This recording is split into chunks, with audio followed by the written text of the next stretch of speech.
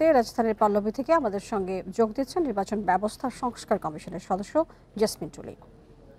Jasmine টুলি, আপনাকে স্বাগত জানাচ্ছি। যেটি জানতে চাই আপনার কাছে, যে হালনাগাদ তালিকায় নতুন ভোটার যুক্ত হয়েছে ৪৫ লাখ, এই তালিকা নিয়ে আপনার মূল্যায়ন কি?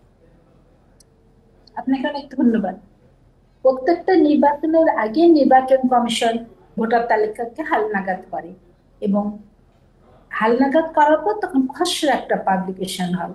এই খসড়া পাবলিকেশন করার পরে তখন যদি কারো আপত্তি থাকে, ঠিক আসলে তো বোঝা যায় না যে কেউ দুইবার বা কেউ কোনো আছে বা নাই বা মৃত ব্যক্তির নাম আছে বা নাই, এগুলো জন্য কারো কোনো আপত্তি বা ফ্যামিলি থেকে আপত্তি এই ধরনের করে চূড়ান্ত ভোটার তালিকা যখন প্রকাশ করবে 31শে আগস্ট 2025-এ, তখন হবে চূড়ান্ত। তখনও খসড়া পর্যায়ে আছে খসড়া ভোটার তালিকা এবং সংশোধনের সুযোগও এখানে থাকবে।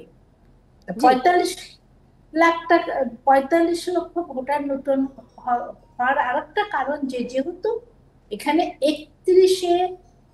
31শে আগস্ট 2025 পর্যন্ত যাদের ভোটার তালিকা যারা যোগ্য হবেন তাদের নামও অন্তর্ভুক্ত হয়েছে। স্বাভাবিকভাবে যেটা 1 জানুয়ারি 2025 ছিল সেটা এখন হচ্ছে 31শে আগস্ট 2025, সেই জন্য সংখ্যাটা একটু বাড়ছে এই কারণে।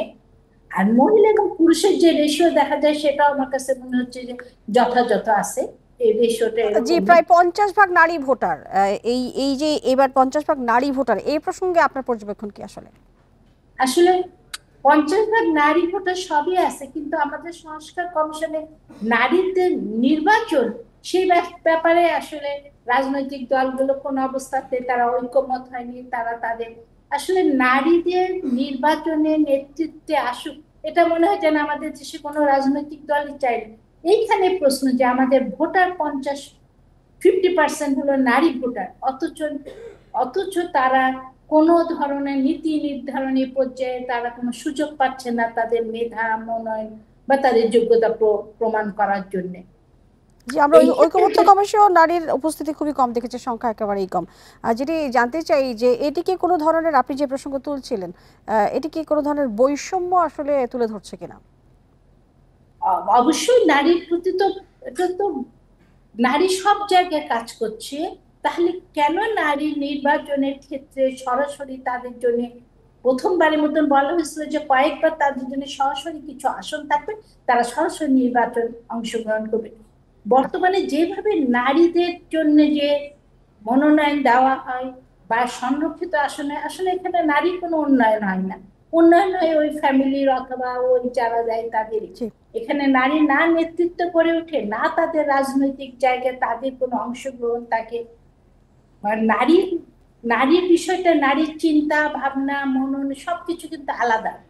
সেই জন্য নারীকে আমাদের আসলে মেন স্ট্রিমে আনা দরকার এবং নির্বাচনকে নারী বান্ধব করাটা খুবই জরুরি। আমরা যদি, আপনি এই বিষয়ে বৈষম্য দেখছেন স্পষ্ট, আমরা এই প্রসঙ্গে আপনার কাছ থেকে শুনলাম। আমরা আরেকটি প্রসঙ্গে চলে যাচ্ছি আপনার কাছে। এবার আমরা দেখেছি যে 145টি দল নিবন্ধন পেতে আবেদন করেছে, যেটি আমাদের কিসি জানিয়েছে, এবং এনসিপি সহ 16টি নতুন দল প্রাথমিক বাছাই উত্তীর্ণ হয়েছে। সেক্ষেত্রে আসলে এই দলগুলোর আবার অনেকগুলোর ক্ষেত্রে দেখা গেছে তারা শর্ত পূরণ করতে পারেনি, তাদেরকে 15 দিন বেশি সময় দেওয়া হয়েছিল। সেই দলগুলোর মধ্যে আবার বাছাই হয়েছে। এই প্রসঙ্গে আপনার মন্তব্য কি? রাজনৈতিক দল আসলে আমাদের দেখতে হয় যে আমাদের অলরেডি কিন্তু 42টা রাজনৈতিক দল হলো রেজিস্ট্রেশন আছে। নতুন যে 145টা দল, এটা তো অনেক বেশি, এটা তো আর হয় না। মানে নিশ্চয় এরকম কারো কারো ছিল যে যে সমস্ত যোগ্যতার কথা বলা আছে, শর্তের কথা আছে, তা পূরণ করা সম্ভব না তাদের পক্ষে, তারা আবেদন করেছে। বর্তমানে যারা দেখা যাচ্ছে যে প্রাথমিকভাবে কোয়ালিফিকেশন করেছে এরকম দল বলেছে 16টা, 16 বলেছে, তাই না? ইলেকশন কমিশন প্রাথমিকভাবে। এখনো তাদের কিন্তু মাঠ পর্যায়ে তাদের অফিস আছে কিনা, কেন্দ্রীয় কমিটিতে তাদের মেম্বার আছে কিনা, এগুলো কিন্তু মাঠ পর্যায়ে নির্বাচন কমিশন যাচাই বাছাই করে দেখবে।